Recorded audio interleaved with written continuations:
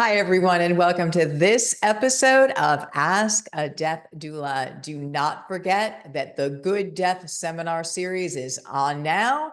It is a 6-month live seminar series, usually $97. It is now free. Space is limited. It is on Zoom. The links are below. Please pick the seminar that you want to attend, sign up, and share with others. Okay, today's podcast is titled The History of Death and How It Became the #1 Fear in the World. Hi, everyone. It's Suzanne B, former hospice and oncology nurse.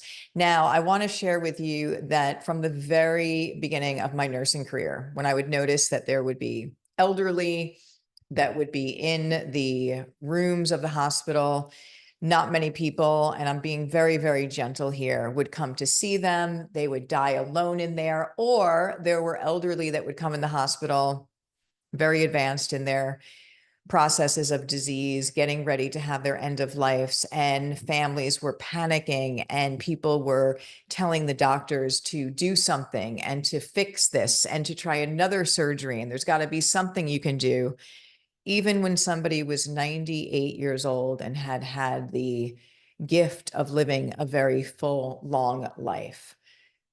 So where did this fear of death come from? And I will tell you that I saw fear is just an amazing thing. It makes people make very poor choices, and it actually makes us go into, a place where we're not even really connected to ourselves, our body, to common sense, to any of it. So fear is paralyzing. And I would see this as a very young nurse in my career. And then as I had that calling to go to hospice, and it was a calling and is a calling when you work with those at the end of life. And I thought, for sure, when I work with Hospicecare, that's the end of life care provider, it will be different. People will be talking openly about end of life. They'll be having those final conversations. We would be in that holistic place. And it wasn't. And it wasn't. The fear was there. People would come on hospice services with just a few days to live, when hospice services are good for 6 months or less. People did not. I'd come into a family as a hospice nurse. I'd come in to see a patient, and the family would say, "Don't tell my mom that she's dying." And I'd say, "Why not?" And they'd say, "Because she can't handle it." And I would go into the mom who's the hospice patient, and she'd say, "Don't tell my family I'm dying." And I'd say, "Why not?" And she'd say, "Because they can't handle it." And when we deny these final conversations, this final opportunity to get really real and clear and reach places of acceptance and have closure, it denies us the opportunity to have a really good death. So let's just take a minute. And if you want to join me in taking a deep breath, I'd love for you to join me.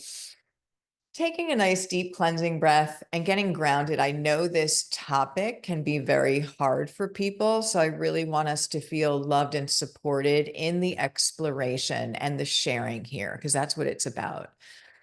And so right away, I realized that I had been privileged to grow up in a medical family. My father was a former doctor, a surgeon, and my mom worked in hospital administration all of her life. And so I had always, as a child, heard about people getting sick and people having serious illness and people dying. Yes, people dying. I also would hear about the difference that compassion and presence made, and a little bit of kindness sometimes made for these families. So I grew up as a child with the awareness that death was a part of our journey that served me very well. When I got into the mainstream hospital, it was quite the opposite. And then I thought it would be better when I went to hospice care, and it wasn't. And so from the very beginning, I said to myself, how did we get here? How did we ever get to a place in our human journey that death, which by the way is 100% guaranteed for all of us, get to a place where it became the #1 fear in the world? When I say that, it still just is hard to imagine that we're here. So I want to let you know this, that I went on a quest. And I said, how did this become this way? I want to share with you this, we have been dying for thousands of years as a human race. We know how to do this. Death used to be revered as a sacred rite of passage, just like birth, just like marriage, just like death, those pivotal times in the journey. Death was one of them. Sacred, supported, a ritual around it, and the understanding and attachment to the meaning of death was one in many cultures of, okay, so we're going to bring out, but many cultures and religions, Egyptians, the Greek people, indigenous tribes, they celebrated death as a part of life. To me, it's almost again like a rebirth or a birth into the next world. And for one of the things, and I love this video that I did, was talking about, could death be looked at as a second birthday? And I want you to stay with me for a minute.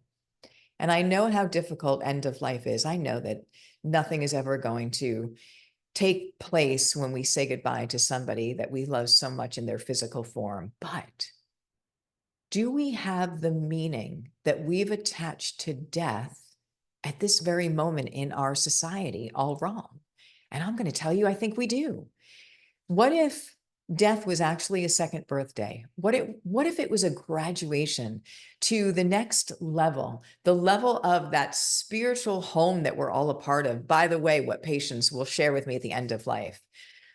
Well, it used to be that way. So thousands of years ago, different cultures and religions used to look at it, celebrate death as a part of life. Different religions view death as a passage to the afterlife or to reincarnation in different cultures. In many cultures, death was seen as a journey, not as a fearsome end. So a transitional part of the journey, of the experience. So what happened? Where did that go? Well, let's now bring back where we are now in our world and the discovery that I made and now is obviously documented and makes a lot of sense. In the last 100 years, we have made huge medical advances, which is a beautiful thing. That's a great thing. But we've also forgot at the same time that death is a natural part of the human journey. And also this, in the last 100 years, we have taught doctors how to keep people alive. We've made medical advances, and that's a great thing in one sense. But we also forgot to teach them how to care for somebody at the end of life. We forgot to teach them that death is a natural and expected and guaranteed part of the life's journey. And here's what you can do to make sure that symptoms are managed at the highest level, taking care of that end of life patient, but also taking care of their families. I honestly believe that we have set up doctors right now with an impossible task. We tell them to fix it. We've handed over end of life to them as a medical event and experience, and it's not. It's a human one. And what do you think happens when we start forcing the extension of life? Because, by the way, as a medical practitioner, we know how to keep people alive. We can keep a body breathing, we can keep a heart beating. But keeping people alive and living are two very different things. And there's a very, very sensitive place there. You know, I was reading a quote while I was researching this podcast that said, are we actually extending life as medical professionals, or are we extending death?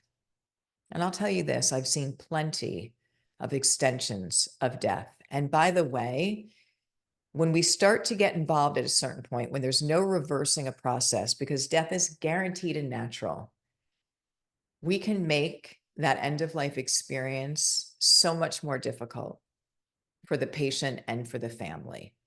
We have got to look at what we're doing here and got to make sure that we are remembering that, again, death is a natural experience and can go really, really well with the right education, kindness, and support. We've got to let doctors know that they aren't supposed to fix it. that they are supposed to support that patient and family with picking and choosing subjective decisions for them, making sure that their symptoms are managed, because I have seen better work done in the last 6 months of life than the last 30 years with tight symptom management, with people getting very real about time being their most valuable commodity and not wasting each and every beautiful day that you have been given in this lifetime. Death provides us that teaching. Knowing that this journey will not be the same as I know it today provides me, and this is how I live. I teach my students, I teach anyone who wants to hear this, is that I choose to live each day like it's one little lifetime. Because in reality, I don't know how many days I have. I know that this journey will one day change, but I want to make sure that I treat each day as the gift that it is, making sure I'm present in that day, making sure I'm showing up in that day with non-judgment, with unconditional love for myself and others, and to be of service in whatever capacity I could be, so that one day when it does show up, that it is my final day, I'm able to say, okay, okay. So different cultures obviously looked at it very, very differently. And today, because we have literally learned how to extend life, and you're seeing that with the statistics. 100 years ago, the average age of life was 46. Today, it's 80, 81. We've almost doubled it. Here's the problem. When we have an aging population, like we've never seen before in history, by the way, we don't have the setup to care for them. We don't have the setup in medicine. We don't have the setup in housing. We don't have the setup anywhere. But here's the other really important piece here. When we are learning and teaching doctors how to extend life, when life is extending, it's going to come with complications, meaning that physically limitations, cognitively limitations, financially limitations. We're not nearly set up on how to do this. We have got to get innovative solutions in place. But right now, we're looking at what happened over the last 100 years that literally removed death awareness, death education, death even seeing it from mainstream. And with that, at the same time, this fear of death developed. And by the way, it's the #1 fear in the world. How did something that's 100% guaranteed for all of us become the #1 fear in the world? I want to tell you a story when I was in the oncology unit as an oncology nurse. I would come in on my shift, and there was a woman. She was 96 years old. She was a very, very small woman, and she was at the end of her journey. She had stage 4 cancer all over her body. She was not even arousable that day. And I remember that knowing that she was going to code, which means that her heart was going to stop in the hospital. Now, this woman was not a DNR. She did not have a DNR, which means do not resuscitate order. By law, if somebody does not have a DNR resuscitate order in the hospital, I am responsible as the nurse by law to start CPR on her, which means that I would have had to go over, pressed on her chest. I would have broken all of her ribs. They would have intubated her with a tube, and I wasn't going to do that. For what? This woman's life was ending. She has no quality of life. She has cancer all over. She's on her way to the next part of her journey. And because she didn't have a DNR, I would be required by law to go break all of her ribs. So I went to my manager and I said, this woman is going to code today. She is not a DNR. I am not performing CPR on her. Make sure that you get that doctor to go talk with that family, be honest with them, and have them sign a DNR. And here's the problem. There's so little time in medicine today that people are running around. Look, doctors, nurses, aides, social workers, everyone who works in the profession, absolute heroes.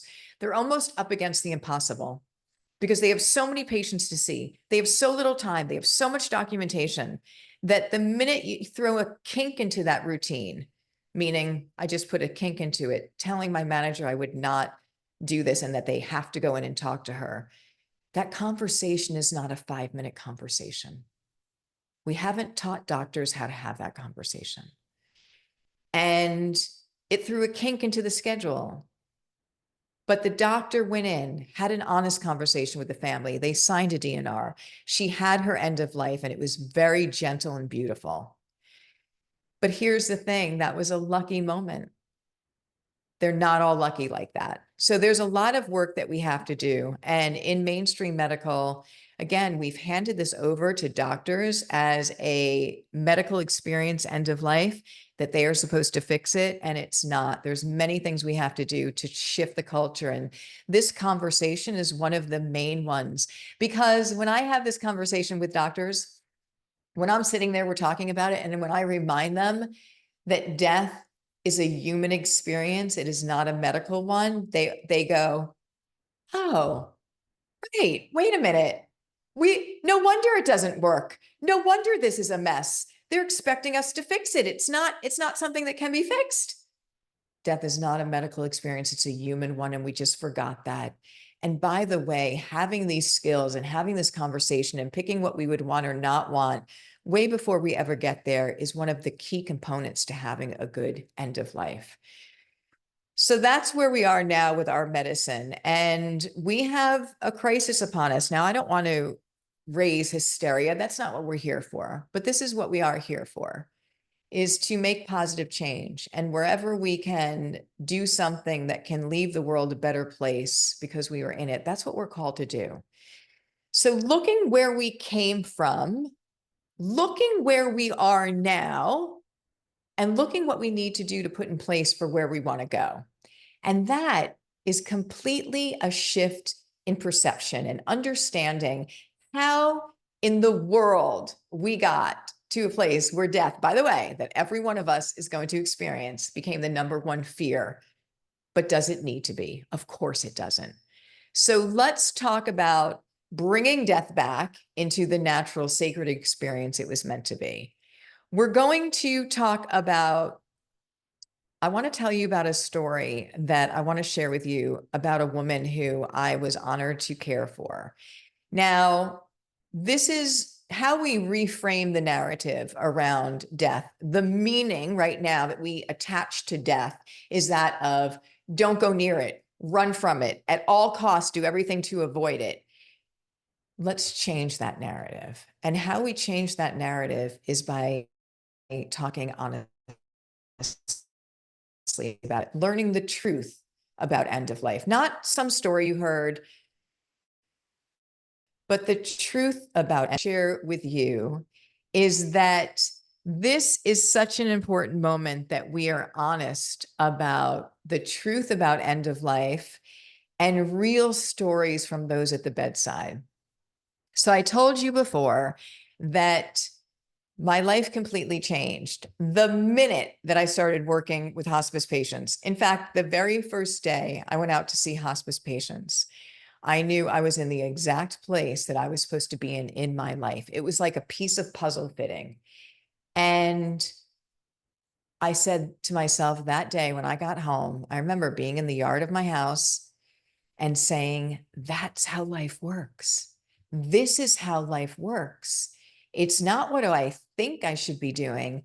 It's what do I feel? What do I know? Because this was a calling to become a hospice nurse, which, by the way, I had no end of life experience. But when I thought about working with those at the end of life, my heart expanded. I felt connected to something so much greater than I have ever known before. And I followed that. I said, I'm just going to follow what this is. I don't know what it is, but I know there's more that's meant in this life for me to do. I haven't found it yet. And the very first day with hospice patients, I knew that was it. So I knew that this is how life works by the way, it's following your heart. It's following that heart guidance. Every time I was privileged to be with people at the end of life, there would be this reaffirmation of there's so much more to this life than we just know.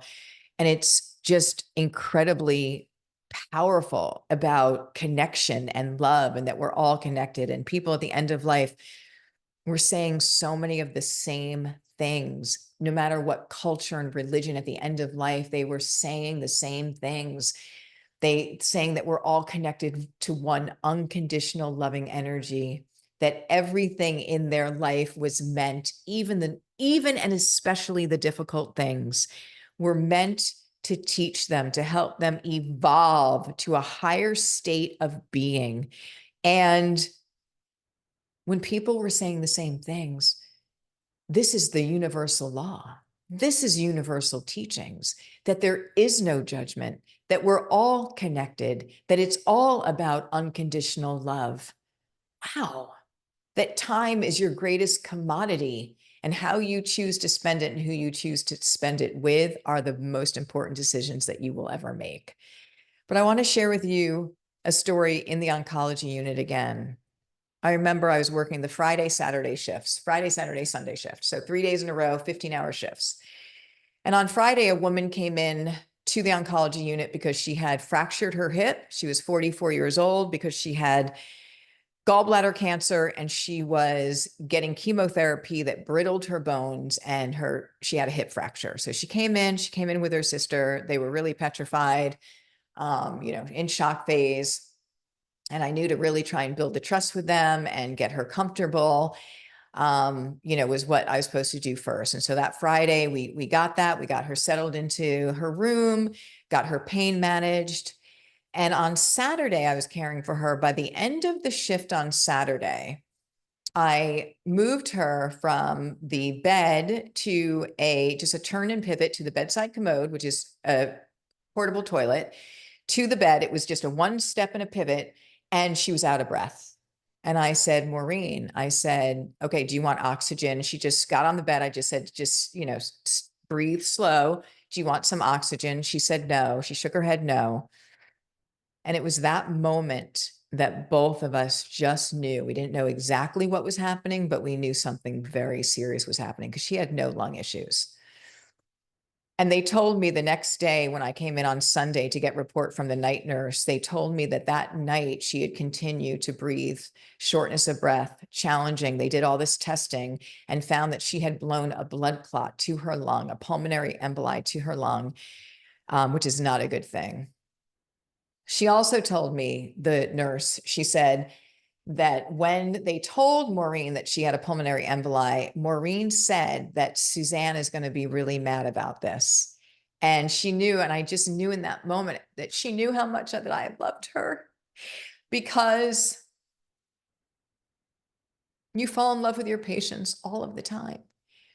And for her to know that is so important, for people to feel that. And so of course I was. So I came in that Sunday, and I want to tell you that on Sundays, there's a fragmented schedule that doctors do their rounds on. And so it's not the typical weekday where you have all the disciplines and they're in the hospital. It's very different. So the doctor came in, it was about 3:00. She comes in and she's like, what is happening? What is happening? I said, well, she has a pulmonary emboli. She's short of breath. And I remember walking with the doctor into Maureen's room. I had a habit of following doctors on their rounds so I could see and hear what they're saying to the patient, then I can make sure that the patient is understanding fully. We walked through the doorway of that hospital, and Maureen says to the doctor, I just want to thank you for everything you've done for me. And I turned to look at the doctor's face, and tears were coming down her face. Maureen was telling us in that moment that she was going to die before any of us knew this, really realized this. So we go out to the nurse's station, and the doctor is flipping. She's like, we have to do something. What can we do? We have to do something. And all you could maybe even think about doing was hanging blood thinners in an IV bag. And you couldn't do that for her because chemotherapy has all of your platelet count low, all of your blood count low. She would have bled out. So there was nothing we could do. Maureen had one son who was 12 years old, who only knew that her mother went into the hospital for a broken hip and then was going to be told that she had died. So this was what I call a window of opportunity, where we have to decide, what choices do we make? And again, it's not for me to ever decide for anyone, but it's for me to let you know that there's things that you have choices about. And this was one of them. And I said, Maureen, do you want your son to come to the hospital? And I remember her sister was behind the bed when I said that, on the other side of the bed, and just glared at me like, how dare I even suggest that? And I just want to tell you, I know how hard this is. But I also know that what would it be like to be a 12-year-old child that was told that your mother went into the hospital with a broken bone, and the next thing you're told is that she has died, and that's it. So she said, let me think about it. And so she thought about it, and he did. She said she did want him to come, and he came. And I told him that she was very pale and breathing, very labored, challenged breathing, shortness of breath, how much that she loved him because she talked all about him. And he went in and he had time with her and they had conversations. And I think at about 10 o'clock, he said that, he wanted to just go out into the lounge. And this is what I want to tell you. The next day when I came in, the nurse told me what happened. She said that night, that was Sunday night, she said, Maureen woke up from a nap at about 11 o'clock and said, get my sister, I'm transitioning, with like all of the excitement that you would tell an 8-year-old child you're going to Disney World. They went out to the lounge, they got the sister, she came in the room, she goes, I'm transitioning. And I have to tell you that I don't even know if I knew that word at the time, transition. I don't even know back in that day that I knew the word transition. So this is what I want to say to you. What did Maureen see? What did she know in her sleep state when she woke up that not only removed her fear of end of life, but had her so excited about it? This is only one of the stories, everyone. This is only one of the stories that I will share with you. So let's reframe end of life. Right now, the conversation, the attachment we have to it is to be fearing it, to avoid it at all costs, to not prepare for it, not any of it. And let's shift that. Let's bring death back to the natural, sacred experience it was meant to be. By doing this, by talking about it, learning the truth about end of life, we can do just that. And I will tell you this, that end of life can go well, really well, with the right education, kindness, and support. The Good Death seminar series is doing just that. Please join us below. Sign up for the seminar series that you want. And this is a free series. All that I ask of you is that you share it with others, because this is how we change the world. I love you so much, everyone. This was Ask a Death Doula. My name is Suzanne O'Brien. Please leave your comments and your questions below, and I'll do my very best to answer each and every one of them. I'll see you in the next episode.